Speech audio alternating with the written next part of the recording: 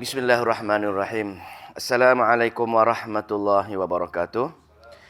Alhamdulillah nahmaduhu wa nasta'inuhu wa nastaghfiruh wa na'udzu billahi min syururi anfusina wa min sayyiati a'malina. Man yahdihillahu fala mudilla lahu wa man yudlilhu fala hadiyalah. Wa nashhadu an la ilaha illallah wahdahu la syarikalah wa nashhadu anna Muhammadan abduhu wa rasuluh. Rabbi shrah li sadri wa yassir li amri wahlul 'uqdatam min lisani yafqahu qawli, amma ba'd. Alhamdulillah. Telah hari ini penutup surah 10 serangkai daripada surah Al-Hadid, surah yang ke berapa dulu? Surah yang ke sampai ke surah At-Tahrim, surah yang ke-66. 10 surah 10 surah yang membicarakan bab jihad dan infak.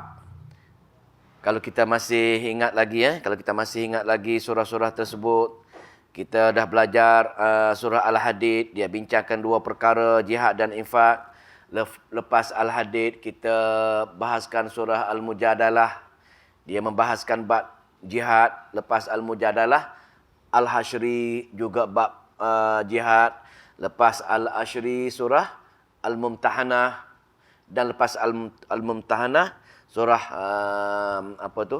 surah As-Saff. 4 surah bincangkan bab jihad. Dan selepas surah tersebut kita bahaskan pula surah Al-Jum'ah. Bermula surah Al-Jum'ah, surah Al-Munafiqun, surah lepas Al-Munafiqun, surah At-Talaq, dan surah At-Tawabun dan At-Talaq. 4 surah. Al-Jum'ah, Al-Munafiqun, At-Tawabun dan At-Talaq. Ada 4 surah yang membincangkan bab infak. Lepas tu penutup hari ini surah At-Tahrim, sama juga dengan surah mula-mula dahulu. Ini surah Al-Hadid, dia dua-dua dakwa tadi ada perkara mengenai infak dan perkara mengenai jihad. Dalam surah At-Tahrim kita akan jumpa walaupun 12 ayat. Ayat yang ke-8 Allah nak ceritakan bab infak. Ayat yang ke-9 dia akan cerita bab jihad. Dua-dua penutup dan pembukaan dua perkara. Dan tengah-tengah tersebut ada 4 pertama surah bab jihad, 4 yang kedua bincangkan bab infak. Kembali semula kita kepada surah At-Tahrim.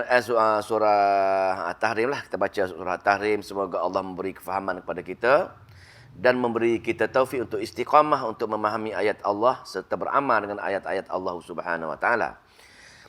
أعوذ بالله من الشيطان الرجيم بسم الله الرحمن الرحيم يا أيها النبي لم تحرم ما أحل الله لك تبتغي مرضات أزواجك والله غفور رحيم قد فرض الله لكم تحلة أيمانكم والله مولاكم وهو العليم الحكيم.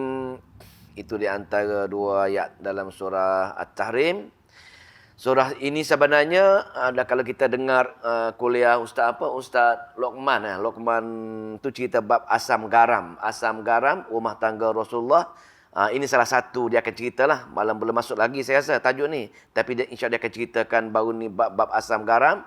Rasulullah SAW bagaimana hubungan Rasulullah dengan isteri-isterinya pun ada berbagai-bagai cerita sebenarnya. Ada cerita bab urusan pembahagian hadiah. Pak hari ni dia ada asbabun nuzul dia. Satu cerita asam garam rumah tangga Nabi di mana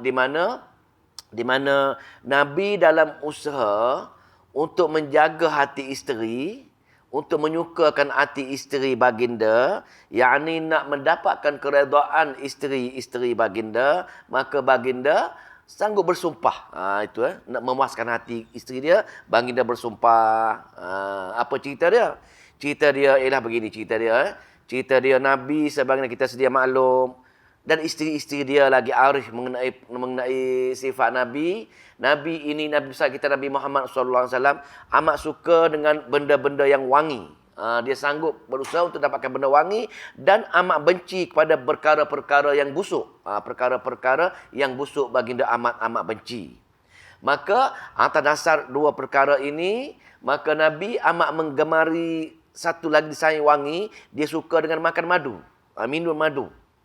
Maka di antara isteri-isteri baginda ada yang faham. Dalam hadis yang paling faham mengenai makanan dia ialah kaum kerabat dia lah, pasal isteri dia iaitu Zainab Jahsy. Pasal Zainab Jahsy ini ialah keturunan baginda. Dia amat tahu berkenaan dengan makanan keluarga-keluarga baginda. Maka Zainab Jahsy ini untuk menarik perhatian Nabi supaya Nabi selalu ke rumah dia, merebut kasih Nabi kan isteri-isteri dia ni, maka dia selalu menyediakan madu yang ori lah. Dia mencari madu-madu yang ori untuk memenuhi kesukaan baginda. Maka kesan daripada madu ori yang sedap dan wangi tersebut, maka Nabi pergi selalu petang-petang. Aktiviti Nabi setiap petang lepas solat asar, Nabi akan raung rumah-rumah isteri baginda. Suka-suka tengok, pergi sekejap tanya khabar, dia pergi rumah yang kedua, pergi rumah yang ketiga itu giliran-giliran dia nak memenuhi tuntutan keadilan baginda. Pasal baginda seorang yang romantik, seorang yang prihatin dengan keluarga-keluarga baginda. Maka memandangkan Zainab ini pandai memenuhi cita rasa dia, maka dia menyediakan madu yang lazat dan wangi. Maka setiap petang Nabi tak pernah miss singgah di rumah Zainab untuk minum madu tersebut. Maka bila diperhati oleh Aisyah, pasal dua-dua ni, Aisyah ini di kalangan anak gadis. Dia rasa dia anak gadis, dia paling disayangi, suka. Zainab pula merupakan keluarga baginda, orang bangsawan, juga merasakan dia ini penting juga. Maka Zainab mengetuai satu kumpulan isteri-isteri Nabi. Aisyah pula mengetuai isteri-isteri Nabi kumpulan yang lain. Dua tim. Tim A dan tim B. Tim A diketuai oleh Aisyah. Tim B diketuai oleh Zainab. Banyak dalam hadis-hadis yang Ustaz Loman akan cerita pun, kalau berlaku pertelingkahan di antara dua tim ni yang terlibat. Kalau tengok baru ni dia mengajar kisah bagaimana perebutan hadiah. Sahabat-sahabat nak bagi hadiah dengan Nabi. Dia tunggu bila Nabi bermalam di rumah Aisyah. Bila bermalam di rumah Aisyah, Nabi, sahabat-sahabat dia pergi hantar hadiah ketika itu. Maka dicemburi oleh Zainab. Maka Zainab hantar wakil-wakil dia untuk tanya berlaku adik. Itu pun dia cerita dalam Asam Garam. Tapi tak nak cerita batu lah. Kita cerita bab lain. Kita cerita bab madu tadi. Maka dicemburi oleh Aisyah. Aisyah tengok, ini tak boleh jadi. Dia kata tiap-tiap petang, Nabi pergi ke rumah Zainab. Maka Aisyah pun carilah kumpulan dia. Kebetulan yang paling rapat dengan dia ialah Hafsah. Hafsah ni anak Sayyidina Umar. Dia anak Sayyidina Abu Bakar radhiyallahu anhu. Maka dia cari, wahai Hafsah, kita berdua ni aku tengok Nabi kita, Rasul kita ini, suami kita ini hari-hari tak pernah miss di rumah Zainab je. Zainab je. Pasal aku tahu dia suka madu yang disediakan oleh Zainab. Maka kita ada plan satu perkara lah, wahai Aisyah, wahai Hafsah. Dia kata Nabi, kita semua tahu Nabi ini tak suka benda busuk. Maka katalah giliran Nabi lepas dia pergi minum petang rumah Zainab. Kalau dia datang rumah aku, maka aku akan cakap, wahai Rasulullah, aku bau lain macam saja mulut kamu ni, bau masam ini. Macam satu getah lah, macam satu jenis getah apa, getah yang kalau orang Arab tahu. Dia kata bau getah pohon magafir, pohon yang bau busuk, pohon tu keluar bau masam. Maka ini bau macam getah magafir saja. Adakah kamu mana-mana kamu ambil benda tu?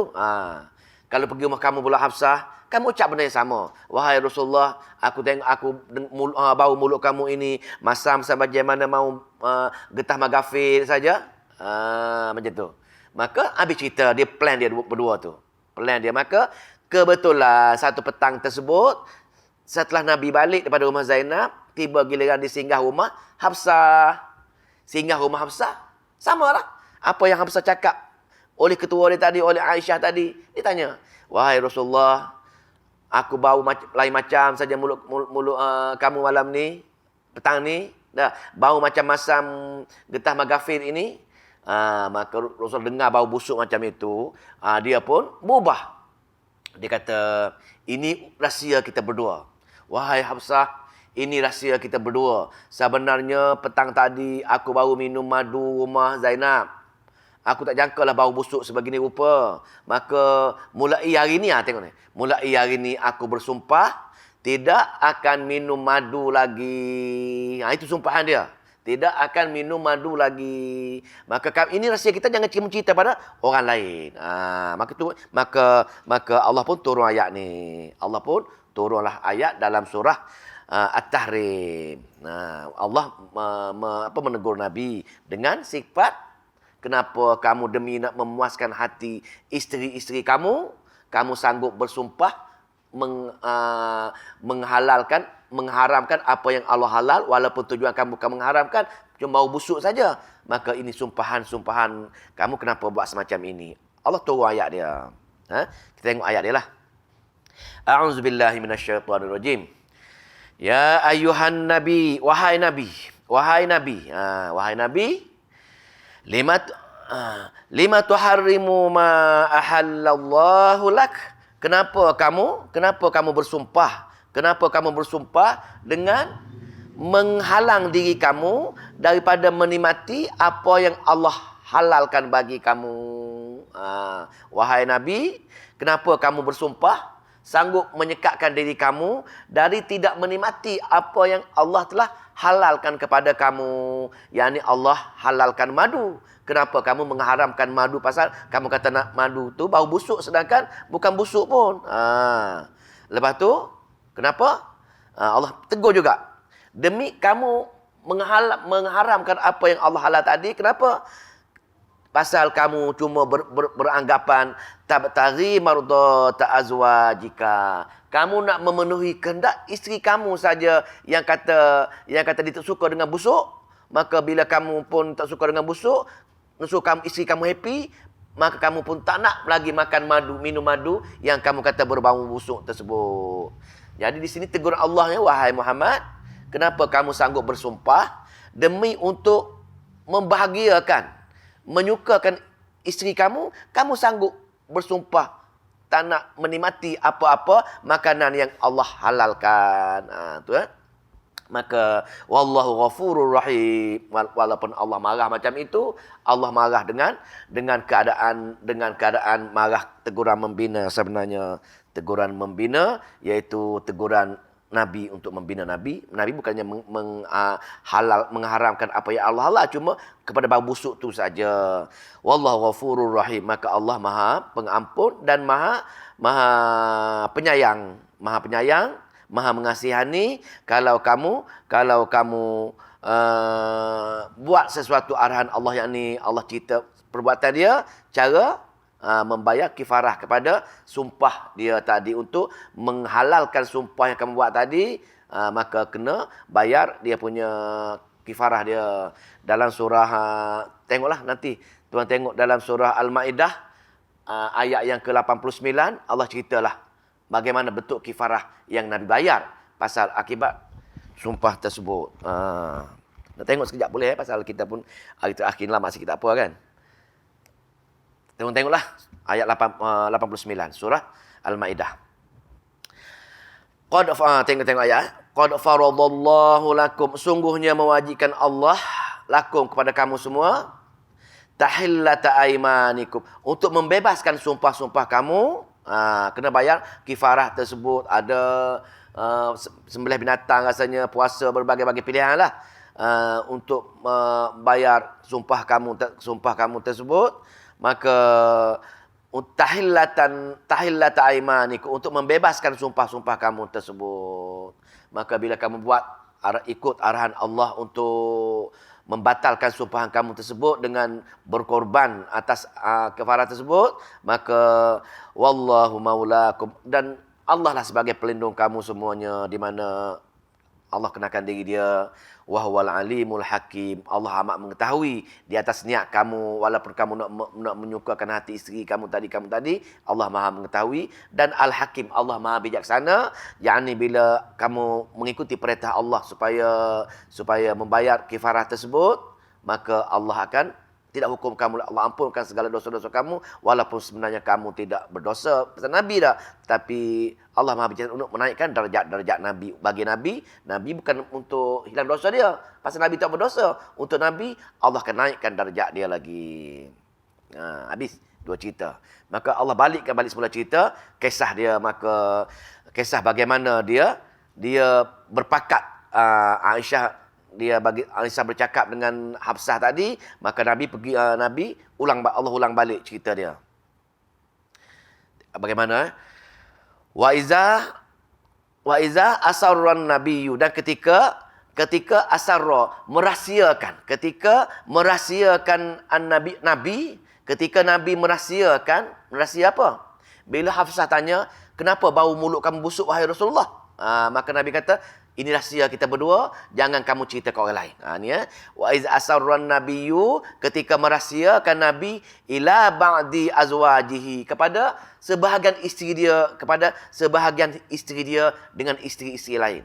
Wahai Hafsah, kamu jangan cerita seorang pun kepada isteri-isteri aku yang lain tentang sumpah ini, tentang hadisan. Hadisan inilah sumpah Nabi, mulai hari ini aku tak akan minum madu lagi. Pasal madu itu bau busuk. Itu hadisan. Itu perbicaraan mereka berdua. Sumpah mereka berdua. Hadisan. Jangan kamu cerita seorang pun jangan cerita. Walau bagaimanapun, bila dia berpakat. Hafsah berpakat dengan Aisyah tentang perancangan dia nak tarik perhatian Nabi dengan mereka. Bila Nabi bersumpah macam itu, Hafsah tak sabar dah.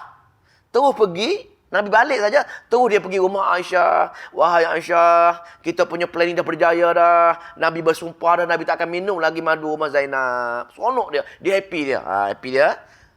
Bila dia happy sangat, tengok apa dia kata. Hadisan, falamma nabba'at bihi. Maka dia tak sabar lagi, dia tu bagi tahu Aisyah tentang berjayanya planning dia mereka ini. Tengok dia berjaya planning dia ini. Maka wa azharahu Allahu alaih, maka memberitahu Allah dengan wahyu Nabi akan cerita benda ini. Wahai Nabi, dah Hafsah kamu tu dah bagi tahu dah kepada Aisyah tentang kamu bersumpah tentang rahsia-rahsia kamu ini. Wa azharahu, menzahirkan Allah ke atas cerita-cerita mereka mengatakan rahsia di antara mereka berdua tadi. Maka dan Nabi tahu dapat wahyu daripada Allah. Nabi pun pergi carilah Hafsah. Jumpalah Hafsah. Bila jumpa Hafsah, apa dia kata? Arrafa ba'dahu wa a'rada an ba'din. Dia kata, wahai Hafsah, arrafa, maka dia memberitahu. Dia menceritakan ba'dahu sebahagian, wa a'rada, dan merahsiakan an ba'din sebahagian yang lain. Maka apa maksud dia? Maka Nabi pun bila jumpa Hafsah, wahai Hafsah, orang dah bocor rahsia kita. Dia tak cerita siapa dia. Dia kata merahsia. Pasal apa? Nak jaga hati Hafsah. Wahai Hafsah, ada orang dah bocor dah rahsia kita. Betul maksudnya sebahagian. Tapi dia tak cerita. Pasal nak jaga hati Hafsah. Takut kecil hati Hafsah. Tengok Nabi, dia nak jaga hati isteri dia. Dia takut hati dia kecil hati. Tu dia tanya, Ambadin. Maka dia cakap pada Aisyah Hafsah macam tu. Apa kata Hafsah? Falamma nabba'aha, maka ketika dia beritahu Aisyah tentang perkara Hafsah tentang perkara ini, cerita orang telah bocorkan rahsia kita, terkejutlah Hafsah. Terkejut itu, qalat, maka Hafsah tanya Nabi. Terkejut dia berkata, Man amba'aka? Siapa yang beritahu kepadamu wahai Nabi? Man amba'aka? Hadza? Siapa yang beritahu pada kamu Nabi tentang perkara ni? Maka Nabi bila tanya macam itu, Nabi ceritalah. Nabi tak akan cakap bohong dah. Tadi Nabi nak merahsiakan. Bila Hafsah tanya dia, cakap Nabi, qala nabba'an yal alimul khabir. Yang beritahu aku ialah Allah lah.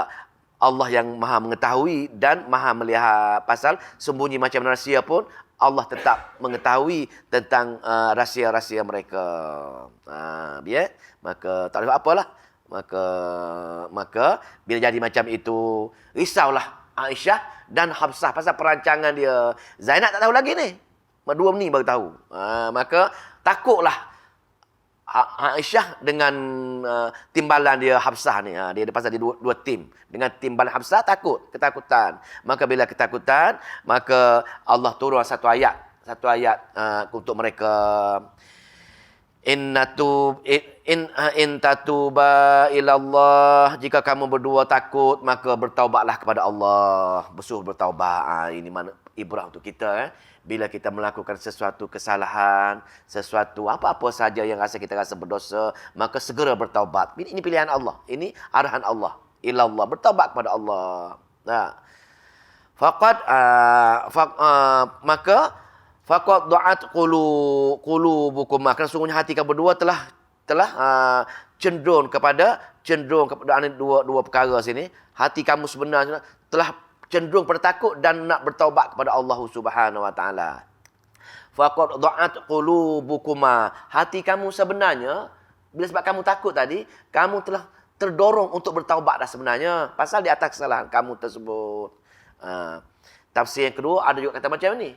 Hati kamu berdua tadi nak menimbulkan, nak saling membuatkan Nabi susah hati ketika itu. Itu tak apa nak ambil tafsir pertama, ini paling rojeh. Sedangkan hati kamu ketika itu, wahai isteri Nabi, telah condong, telah ingin nak bertaubat di atas kesilapan kamu, melukakan hati Rasulullah tersebut. Itu maksudnya, maka bertaubat. Pasal sama juga dengan orang lain, kalau melukakan hati suami, kena bertaubat. Ini ibrah dia. Perempuan-perempuan kalau rasa dia dengan tindakan dia, dengan muka dia masam ke, tak masak, suami tak suka masakan dia ke, segera bertaubat kepada Allah Subhanahu wa taala, di samping meminta maaf dengan suami dia. Pasal dia condong ke arah itu. Allah bagilah pasal apa?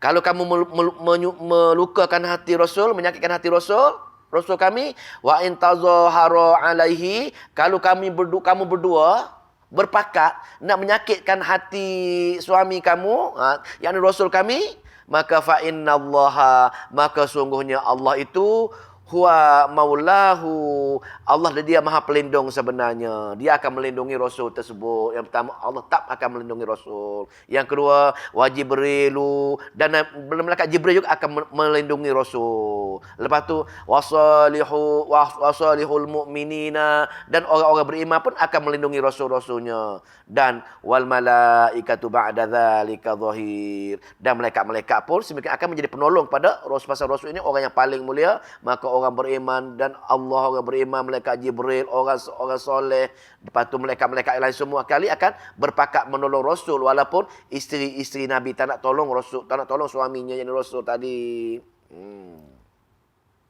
Jadi wahai isteri juga, asa rabbuhu, boleh jadi Tuhan kamu akan memberi jalan kepada suamimu, iaitu intallaqakunna, dia akan mentolakkan kamu. Wahai isteri-isteri, dengan sebab kamu menyakitkan hati Nabi ini, wahai Aisyah dan Hafsah, dengan kamu menyakitkan hati Nabi ini, mana tahu Nabi akan bagi jannah kepada Nabi untuk menceraikan kamu semua. Ayyubdilahu azwaja, dan menggantikan kamu dengan pasangan-pasangan yang lain. Dan isteri-isteri lain yang bila cerai kamu, dia ganti dengan isteri-isteri lain. Kesan kamu menyakitkan hati suami tadi, maka isteri baru tadi khairam minkunna, lebih bagus daripada kamu lagi, lebih baik daripada kamu lagi dari segi muslimatin, dari segi muslimatin, mukminatin, qanitatin, taibatin. Itu maksudnya mana orang muslim apa dia? Patuh 100%, patuh, taat, tak pernah menyakitkan hati suami. Pertama. Yang kedua, isteri baru ini dia kata orang yang beriman sempurna, mukminatin. Lepas tu qanitatin, taat, tak nak menyakitkan hati, taat sangat suami dia, tak nak berpakat-pakat nak memburukkan suami lagi. Tapi Aisyah bukan memburuk. Dia sebenarnya nak merebut kasih sayang ni. Mereka nak merebut kasih sayang supaya giliran Nabi suka dengan dia jugalah. Bukan pergi Zainab saja. Lepas tu, taibatin dan selalu bertaubat. Bila dia buat salah, bertaubat cepat. Abidatin dan orang yang beribadat. Saihatin orang yang berpuasa. Semua sifat-sifat ini Allah ganti Aisyah dan Hafsah. Dan mungkin isteri-isteri baru yang memenuhi kriteria muslimatin, mu'minatin, qanitatin, saibatin, abidatin ni tadi, saihatin tadi, semua sekali. Mungkin dia kata saibatin wa abkara, sama ada janda ataupun gadis-gadis. Tak kisahlah. Tapi perangai baik tadi macam tadi. Kamu nak macam itu ke?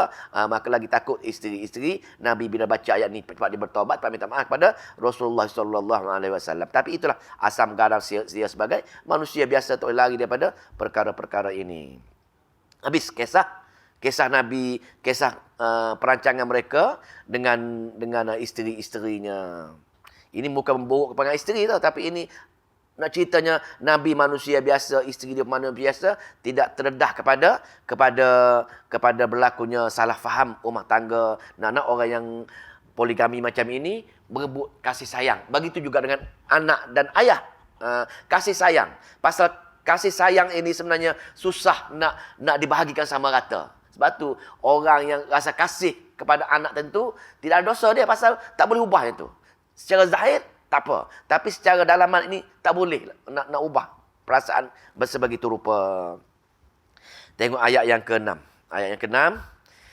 Ini untuk orang mukmin, untuk semua orang mukmin, semua teguran kepada orang-orang yang beriman. Semua kita lah.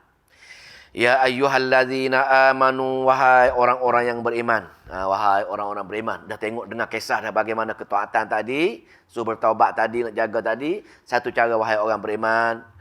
Amanu, ku anfusakum. Kalian peliharalah. Kalian peliharalah. Apa dia? Wa ahli anfusakum, diri kamu. Pelihara diri kamu. Wa ahlikum, dan keluarga kamu. Ni. Cek mana-mana tafsir pun. Ku di sini, peliharalah diri kamu dan kerabat-kerabat kamu, pelihara dia dengan belajar dan mengajar. Ini je.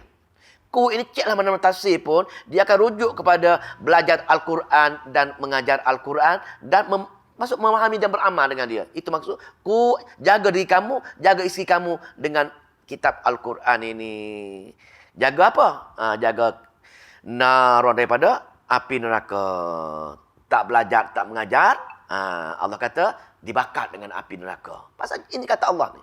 Ku anfusakum wa ahlikum nara. Tak belajar, tak mengajar.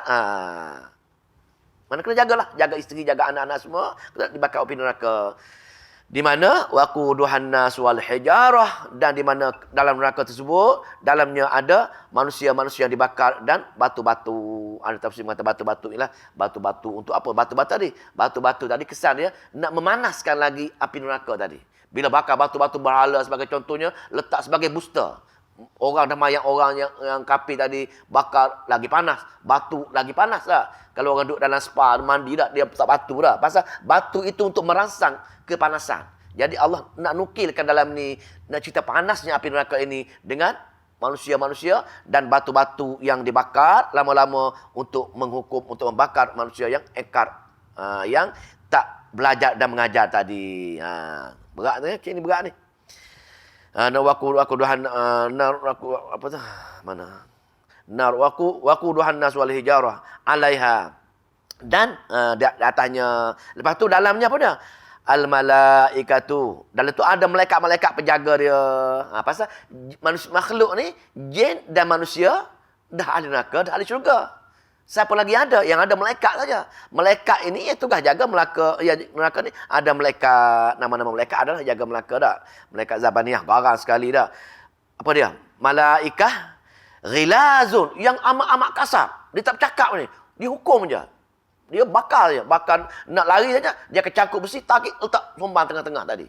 Tu je kerja dia. Nak lari, nak merangkak lari, tangkap, letak ke tengah. Kerja tu je selama-lamanya. Malaikat dan kasar, amat kasar. Lepas tu syidadud, dan amat-amat keras. Amat-amat keras. Makanya memang garang lah. Garang, amat menakutkan dia ni. Maknanya tugas dua malaikat ini tak boleh. Bukan macam dunia. Dunia ni ada kesian belas, ada Allah kesiannya, dia dahaga bagi minum air, tak ada. Sana kasar dan keras. Ini sifat dia. Lepas tu berlembut tak berlembut. Ada kesian belah ke?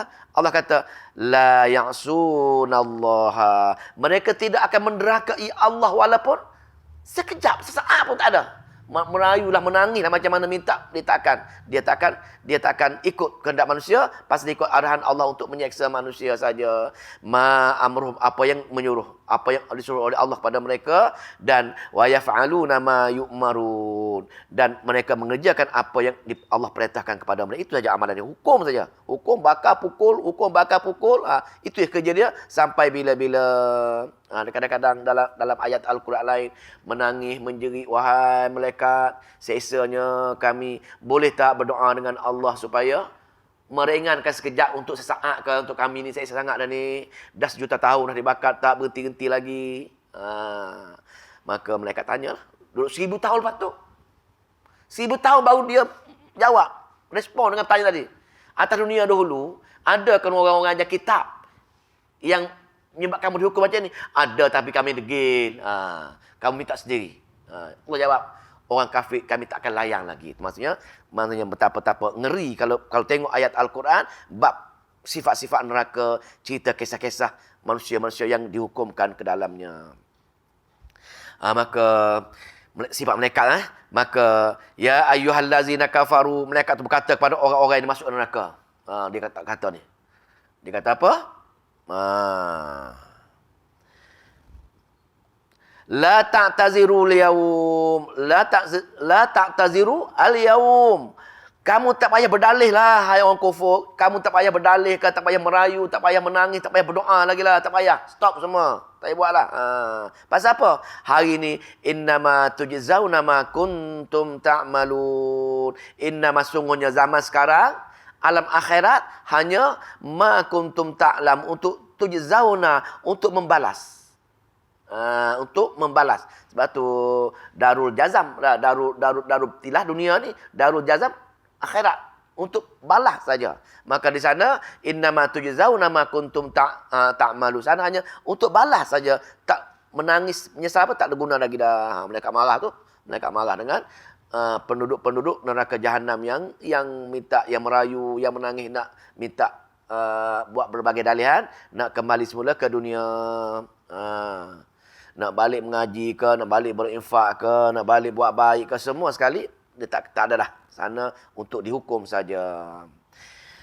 Ayat yang ke-8, bab infak. Ini baru bab infak, masuk bab infak. Tahrim ada infak, ada dua-dua ada. Di sama pembukaan Al-Hadid dulu. Ada infak, ada jihad. Ayat ke-8, ayat infak. Ya ayyuhallazina amanu, wahai orang-orang yang beriman. Wahai orang-orang yang beriman. Untuk kita ni. Wahai allazina amanu, wahai orang yang beriman. Tubu ilallah, bertaubatlah kepada Allah. Ayat taubat ini, taubat ini sebenarnya arahan nak ceritanya, ayat taubat ini ialah berterusan. Taubat secara yang berterusan. Maknanya dia kalau i'rab fi'il amar dan dhamir mutasil. Maknanya betul-betul Allah arahkan berterusan, jangan stop, no stop untuk bertaubat ni. Hari-hari kita kena bertaubat. Itu maksudnya, ya ayyuhallazina amanu, tubu, bertaubatlah kamu semua orang-orang beriman. Hari-hari betul, pagi, siang, malam kena bertaubat pasal kesalahan-kesalahan kita. Lepas tu bertaubat. Dengan taubat macam mana taubat tu? Taubat ilallah, taubat kepada Allah. Cara mana? Allah bagi istilah dia, taubatan nasuha, dengan taubat nasuha. Apa dia taubat nasuha? Taubat nasuha ini taubat yang ikhlas untuk Allah dan bukan main-main. Ini soalan Datuk Fadil ni. Lagu mana kalau kita bertaubat kita buat lagi? Kalau taubat nasuha tak tercapai. Orang bertaubat buat lagi tu bukan nasuha tu. Nasuha ialah taubat yang makbul. Kalau buat bertaubat buat lagi, taubat bukan makbul, tidak makbul. Jadi taubat makbul ada syarat dia. Apa dia syarat taubat? Yang pertama, mesti menyesali sepenuhnya. Allah menyesalnya aku buat sekian-sekian, menyesal aku nyamuk, menyesal. Misal, penyesalan yang sepenuhnya pada Allah Subhanahu wa taala. Kalau boleh menangis, bangun, wahai Allah, silap aku buat jahat tadi, tolong. Itulah menyesal. Pertama. Yang kedua, apa dia? Tidak akan buat lagi. Dia berat ni. Menyesal. Stop. Stop terus. Dan yang ketiga, berazam, bersungguh-sungguh untuk meninggalkan kejahatan tadi. Tapi walau bagaimanapun, kalau terlanjur juga, terbuat juga, walaupun dah betul-betul dah niat dah, tak nak buat jahat dah ada stop dah, terbuat dah, maka buat juga. Maka ayat pertama tadi, ya ayyuhallazina amanu, apa dia? Tubu, tobat lagi. Dan niat dah ada dah. Stop dia. Azam dah ada dah. Buat juga pasal kita lemah. Maka bila lemah, ayat pertama tadi, ya ayyuhallazina amanu, tubu, berterusan bertaubat kamu wahai hamba. Pasal tujuan dia, kamu nak keampunan aku. Itu maksudnya. Taubatan nasuha. Maka bila kita taubat nasuha, dengan tinggal menentu, kalau buat juga taubat lagi, maka dengan perkara, walaupun mengulang-ulang taubat tersebut, adalah masanya taubat tadi akan dimakbul. Walaupun bukan mula-mula ini taubat kita tak makbul, dah bertaubat siang hari, ada satu masa yang Allah makbulkan taubat kita menjadi taubat nasuha. Maka dengan makbul tersebut, macam mana jadi? Asa rabbukum, mudah-mudahan Tuhan kita semua ayyukaffiru ankum sayyiatikum, akan menghapus segala dosa-dosa yang kita minta bertaubat tersebut. Yang menjadi masalah, yang menjadi masalah besar sekali, kita bertaubat bila kita tahu kesalahan kita. Kita mencuri, kita berzina, kita selongkar, kita mengumpat, kita bunuh orang. Kita tahu, kita akan bertaubat. Yang menjadi masalah besar ialah perkara-perkara syirik kepada Allah Subhanahu wa taala, perkara-perkara bid'ah kepada Allah Subhanahu wa taala, kerana kita rasa dia tak apa, dia benar baik. Kita tak tahu dia kesalahan, maka kita tak akan bertaubat atas tadi. Kita hanya bertaubat atas dasar amalan-amalan kita yang kita buat nampak saja. Tapi perkara-perkara yang melibatkan akidah dan tadi, jangan mana nak tahu. Cara baca Al-Quran berulang kali, Allah ketunjukkan kesyirikan yang kita buat, kebid'ahan yang kita buat dengan baca belajar hadis-hadis Nabi. Maka bila kita tahu, ini kesalah rupa-rupanya, baru Allah tunjukkan yang mana salah, yang mana betul, dengan sebab perkara-perkara akidah tadi berbeza. Lupa tadi. Satu lagi baru masuk. Satu lagi syarat taubat nasuha tadi dengan Allah. Dia ada plus one, 3 in 1. Yang satu tadi ialah dosa dengan manusia. Dosa dengan manusia, tidak ada cara. Kena pergi jumpa manusia tersebut, kena ganti dengan dia. Kalau dia ada, kalau dia tak ada, barulah serah pada Allah Subhanahu wa taala. Last sekali, tak jumpa orang ni. Maka, serah Allah Subhanahu wa taala agar Allah ampun dosa kita. Kalau tidak juga, bila kita nanti pergi menemui Allah, segala pahala-pahala kita akan diganti dengan kepada si yang kita buat dosa tadi, yang kita berhutang tadi, di akhirat dia akan tarik semua sekali tu. Kalau hingga habis pahala kita akan menjadi bankrupt di hari akhirat. Sambung tadi pula tadi. Maka Allah ampun dosa kita. Sayyiatikum, Allah akan ampun dosa kita dengan sebab kita bertaubat tadi. Maknanya apa tu? Mana tadi? Sayyiatikum wa yudkhilakum, maka bila Allah ampun dosa kita, asyik kita bertaubat nasuha tadi, maka dengan rahmat Allah, wa yudkhilakum jannatin tajri min tahtiha al-anhar, maka Allah bagikan syurga dengan kita, di mana syurga tu ada air-air mengalir di bawahnya. Yaumala tajzil, syurga-syurga pada hari tersebut. Lepas tu yauma pada ni infak ni pasal hari akhirat nanti takhwif ukhrawi ni. Yaumala tukhzillahu nabiyya, dan pada hari tidak dia menghinakan Allah, wallazina amanu, nabi dan orang-orang yang beriman, ini infak. Maka golongan-golongan yang berinfak tadi, maka Allah akan beriman, beri cahaya kepada mereka. Kita baca pada surah apa? Pada surah Al-Hadid kan. Bagaimana cahaya tadi, kesan pada infak mereka tadi bertukar menjadi cahaya tadi. Wallazina amanu ma'ahu nuruhum yas'a baina aydihim wa bi aymanihim. Di depan dan di kanan. Di kanan ada amalan, di depan merupakan akidah. Itu maka dibagi syurga maksudnya Nabi tidak akan menghina orang yang bertaubat lagi di hari akhirat. Kesan dia bertaubat dan kesan dia berinfak, maka pada hari akhirat nanti Nabi dan orang beriman yang berinfak semua tadi, maka yang iman dan amal soleh tadi, maka di titian sirat mereka ada cahaya. Kita belajar dah baru ni tak? Mereka bergerak cepat di hadapan cahaya mereka, dan sebelah ada pahala dan ada akidah mereka jelas, maka mereka ada cahaya ketika meniti titian sirat.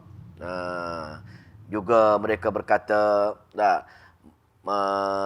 mereka berdoa lah. Mereka berkata kepada golongan-golongan munafik, golongan-golongan tidak berinfak, golongan-golongan tidak berinfak yang berjalan ke kegelapan yang menumpang cahaya dia. Ini dah belajar ulang ya.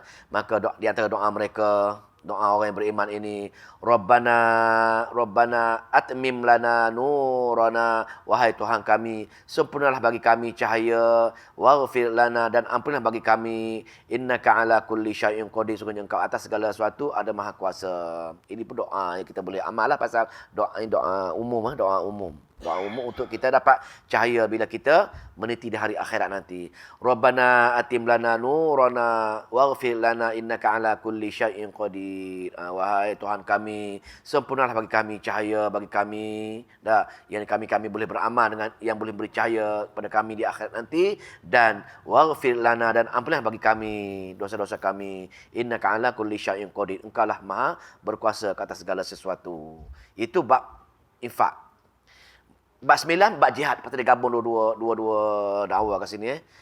Ya ayuhan nabi, wahai nabi. Jahidu ini bersama. Berjihadlah kamu dengan berterusan melawan orang kafir dan orang munafikin. Ya ayuhan nabi, jahidil kuffara wal munafiqina. Wahai nabi, berterusanlah kamu kena berperang dengan orang-orang kafir. Dengan orang kafir jenis mana? Kita belajar juga baru ni. Orang kafir harbi. Orang kafir harbi ini lawan dia dengan apa dia?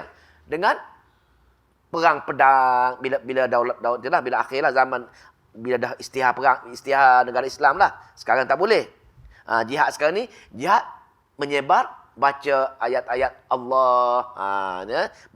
Maka sekarang untuk kita beramal dengan jihad sekarang ni, belajar Quran, baca Quran, faham Quran, beramal dengan Al-Quran. Lepas tu wal munafiqin, dan juga berperang dengan orang munafik.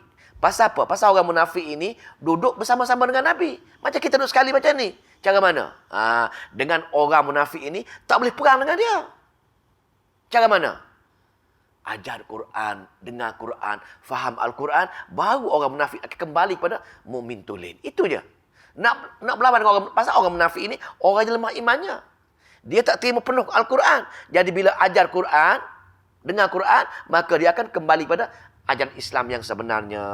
Maka tidak lagi sifat munafik dalam diri mereka. Orang harbi, perang. Orang munafik, baca ayat-ayat Al-Quran kepada mereka. Tapi untuk umat sekarang ini, maka kita belajar Quran, faham Quran, dan tabligh Quran kepada kawan-kawan kita yang lemah iman tadi. Takut-takut dia daripada golongan-golongan yang tak nak menerima Quran dengan sepenuhnya. Pasal apa? Pasal mereka tu wa ma'wahum, dan tempat tinggal mereka, kerana bila mereka tak dapat tabligh, tempat tinggal mereka ialah Jahannam, tempat yang neraka Jahannam. Wa bi'sal masir, itu tempat yang paling-paling teruk, paling-paling buruk untuk diduduki sebenarnya. Ayat yang ke-10, Allah buat perbandingan atas dunia ini. Kita tak nampak tahap keimanan kita. Kadang-kadang suami isteri nampak baik saja, nampak beramal dua-dua. Kadang-kadang isteri baik. Sebenarnya kita tak tahu. Sebenarnya ni hanya Al-Quran saja boleh menyuluh hati masing-masing. Maka Allah buat perumpamaan. Takut-takut antara pasangan dunia ini, suami bagus tapi isteri tak bagus. Satu golongan lain pula, isteri bagus, suami tak bagus. Dari segi akidah, dari segi dalaman dia. Luaran bagus lah, nampak luaran. Pergi solat bersama, mengaji bersama, luaran. Tapi dalaman, Allah nak buat perbandingan. Perangai dalaman, hubungan suami isteri bagaimana. Tengok Daraballahu mathalan. Telah membuat Allah akan misalan. Telah membuat Allah akan perumpamaan. Lilladzina kafaru, kepada orang-orang engkar, orang kafir ini. Siapa dia? Imra'ata Nuh wa amra'ata Lutin. Isteri Nabi Nuh dengan isteri Nabi Lut. Isteri Nabi hari-hari, siang, pagi, petang, malam dengan Nabi. Siang, petang, malam dengan Nabi Nuh. Siang, petang, malam isteri Nabi Lut dengan Nabi Lut. Tapi Allah kata dia kafir. Duduk bersama, mengaji bersama, bekerja bersama, makan bersama, tidur bersama. Tapi seorang mukmin, seorang kafir. Dua-dua ni contoh dia. Hati-hati dengan tak ada. Quran saja yang bersuluh hati masing-masing tadi. Takut kita beramal, berakidah tadi tak sama dengan Al-Quran, kita bertukar menjadi syirik ataupun masuk golongan munafik tadi. Kenapa? Isteri Nabi Nuh dengan isteri Nabi Lut ini. Kanata, adalah keduanya. Kanata tahta abadaini, di bawah hambanya. Min ibadina salihin. Dua-dua hamba kami ini sebahagian pada dua hamba kami yang soleh. Suami masing-masing ini Nabi. Orang yang paling besar. Pemimpin umat ketika itu. Dua-dua pemimpin. Dua-dua Nabi. Min ibadina salihaini. Dapat dua-dua orang yang soleh. Lalu, mana mungkin kenapa dua tadi kufur? Sedangkan Nabi besar. Tengok ni. Dua-dua tadi fakhanatahuma. Dua-dua tadi mengkhianati suami masing-masing. Ada khianat zahir. Kalau khianat zahir nampak, dia tak baca Quran ke, dia lawan ke Quran ke, dia kitab-kitab ke, dia pergi sembah apa-apa ke, Nabi nampak mesti Nabi ceraikan dia. Bukan Nabi pun akan ceraikan bila suami buat syirik, buat bid'ah, buat ni. Tetapi Nabi mana fakhanatahuma ini mengkhianati hanya dalaman. Dalaman dia tak suka dengan cara-cara Nabi dia bertindak. Nabi suruh buat khurafat, dia pergi buat khurafat. Dan dia tak menyenangi ayat-ayat kitab mereka yang kesemua sekali. Dia ada sifat munafik. Ahli tafsir mengatakan yang menyebabkan mereka kufur ialah kufur dari segi dalaman dia, yakni tanpa pengetahuan Nabi Nuh, tanpa pengetahuan Nabi Lut, dia telah mensyirikkan Allah Subhanahu Wa Taala. Pertama, yang kedua, dia telah menjadi sifat munafik. Mana-mana ayat Allah yang dia rasa senang, dia akan ambil untuk dalaman dia. Dua, maka ini bahaya kan? Isteri Nabi boleh jadi faqanatahum berdua ni. Maka bila mati saja baru tahu. Baru Nabi Nuh tahu, isteri aku kufur. Nabi kata, isteri aku kufur. Bila mati, adakah dia boleh tolong? Walaupun atas dunia mesra, rapat mesra. Bila mati, pasal dua-dua tadi akidah yang berlainan, maka falam yughniya anhuma, maka tak mampu keduanya. Yang ini tak mampu Nabi Lut dan Nabi Nuh. Tak mampu bagi keduanya minallahi syai'a, untuk menyelamatkan sedikit pun menolong isteri masing-masing ini. Jadi kalau isteri nak selamat betul-betul ikut, suami selamat betul-betul ikut Al-Quran, yang ni betul-betul yakin ni akidah dia adalah akidah seperti mana yang dijelaskan oleh Al-Quran, tak buat perkara-perkara kesyirikan. Pasal kesyirikan selagi kita tak tahu, kita tak akan bertaubat. Pasal kita rasa dia betul. Begitu juga dengan bid'ah. Kita rasa dia benar baik. Apa salahnya? Tak akan bertaubat. Maka bila pergi hari akhirat, mana-mana dosa bid'ah, dosa syirik, kita tak akan bertaubat. Allah tak akan ampunkan. Selama-lamanya kekal dalam neraka Jahannam. Semoga Allah pilih kita termasuk golongan orang yang dihumbankan ke neraka Jahannam. Lepas tu, waqila, dan kata pada mereka, udkhulan nar ma'al dakhili, masuklah kamu berdua ke dalam neraka Jahannam bersama-sama orang yang masuk dalam neraka Jahannam. Masuklah kamu bersama orang-orang kafir yang lain. Wahai isteri Nabi Lut, wahai isteri Nabi Nuh. Masya-Allah, amat mengerikan, amat mengerikan. Duduk bersama-sama dengan Nabi pun akidah lari dan sifat munafik muncul dalam diri mereka. Itu satu bab. Isteri jahat, suami baik. Pasal dia betul-betul ikut ayat Allah. Ada juga kes isteri baik, suami jahat. Wa daraballahu masalan, perumpamaan yang kedua, dan telah membuat Allah permisalan lillazina amanu imra'ata fir'auna, bagi orang-orang yang beriman isteri Fir'aun. Dia beriman, kategori orang beriman walaupun suaminya kafir, suami bapa paling jahat. Raja yang paling jahat zaman Nabi Adam hingga kiamat, Fir'aun. Mana bukti dia? Allah ceritakan dalam Al-Quran. Orang yang paling jahat, raja yang paling jahat, ialah Fir'aun. Allah cerita dua orang tak? Kisah raja yang paling jahat. Dua orang. Satu apa nama lagi? Dua jahat. Maka di sini Fir'aun. Maka isteri Fir'aun, Hasiyah. Ada kata mengata, tapi itu Israeliat lah. Nama tak jelaskan. Maka Fir'aun. Maka ketika tu, ketika banyaklah Israeliat punya riwayat.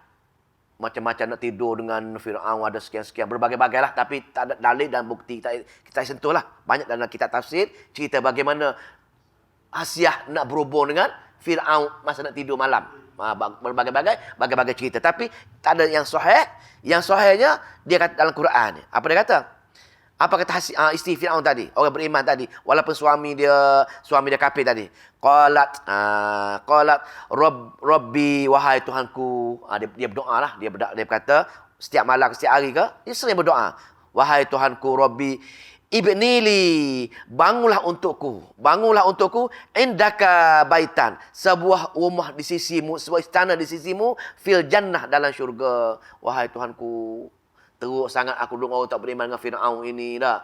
Teruk sangat beriman ni. Maka kalau dia halau aku, dirilah aku. Apa jadi dengan aku? Dirilah aku satu rumah dalam syurga untuk aku, wahai Allah. Dia tak macam tu. Pertama tak? Yang kedua, wa najjini min fir'auna, dan selamatkanlah aku daripada Fir'aun, wa amalihi, dan perbuatannya. Dua dah. Waktu wa najjini, dan selamatkanlah aku minal qaumi dzalimin, daripada kaum-kaum Fir'aun yang amat-amat zalim. Dia berniat macam tu. Maknanya ikut tafsir, ikut tafsir mengatakan doa dia macam ini untuk menjauhi Fir'aun. Bagaimana cara dia berdoa? Untuk pastikan dia selamat, pas takut digoda oleh Fir'aun. Sedangkan dia muslim, mukmin tulen, mukminat dah. Maka dia berdoa sini, maknanya tafsir mengatakan dua. Pertama, yang kedua, dia minta dengan Allah jauhi dia daripada disetubuhi Fir'aun. Yang kedua, jauhi dia daripada mengambil akidah yang diamalkan oleh Fir'aun. Maknanya badaniah, dari segi tubuh pun dia minta Allah jaga. Maka akidah pun disuruh Allah jaga daripada akidah Fir'aun dan kaum-kaum dia zaman itu. Maka dia selamat daripada disetubuhi atau bersama dengan Fir'aun walaupun dia itu, tapi Allah tolong dia. Kenapa Allah tolong? Pasal dia betul-betul takut dengan Allah, dia betul-betul berdoa, dia betul taat dengan Allah Subhanahu Wa Taala. Itulah yang katakan nama katakan, diriwayatkan Hasiyah nama dia. Tapi tak cerita dalam Quran, nama tak ada. Itu doa dia. Dia minta doa tu je. Maka dia pun ahli syurga juga, tempat tertinggi juga. Ayat terakhir, seorang lagi.